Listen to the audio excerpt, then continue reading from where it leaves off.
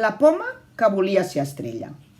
Hi havia una vegada una poma que sempre havia volgut ser una estrella. Mai va voler ser una poma. Es passava els dies pensant il·lusionada com seria una vida brillant des del cel.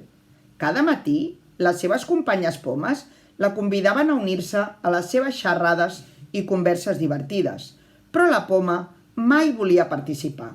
Només desitjava ser una estrella.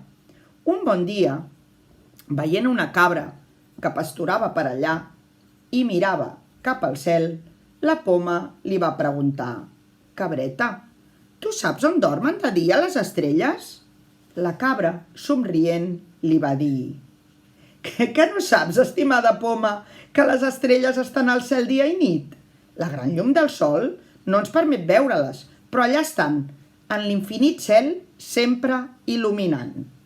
A la pobra poma li van entrar encara moltes més ganes de ser una estrella dalt del cel i tenir sempre llum.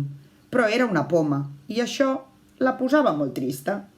Un altre dia, la poma li va preguntar a un cavall que passejava trotant per allà: «Digues, cavall, les estrelles es mouen o estan sempre al mateix lloc?» El cavall, somrient, li va dir: «Que no saps, estimada poma, que les estrelles es desplacen recorrent tot el firmament a gran velocitat?» «Això és així», va confirmar un conill que escoltava embadalit la conversa. Amb cada cosa nova que aprenia, la poma sobre les estrelles li entraven moltes més ganes de convertir-se en una d'elles.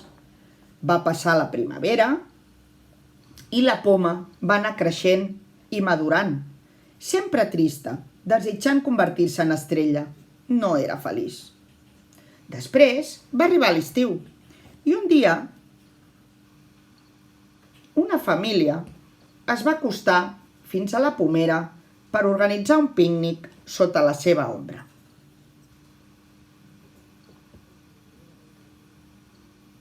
Mentre preparaven el berenar, el pare de la família va sacsejar el tronc de l'arbre per aconseguir algunes pomes.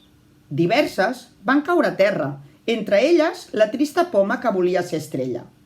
La filla de la família la va agafar, la va olorar. Estava feliç d'haver trobat una poma tan bonica per berenar. «Mare, em deixes un ganivet per poder tallar-la?» «Esclar, preciosa, però fes-ho amb cura, eh?» La nena, que no sabia molt bé com es tallava una poma, la va agafar, la va tombar sobre el plat amb la cua cap a un cantó i la va partir en dos.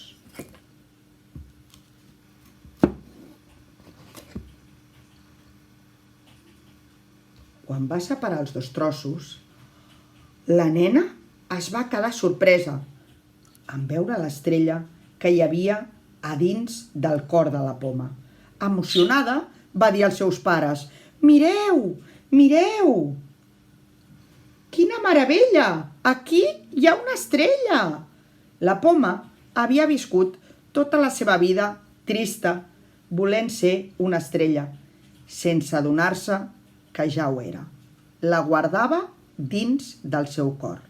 Només havia d'obrir-se i compartir-la amb els altres.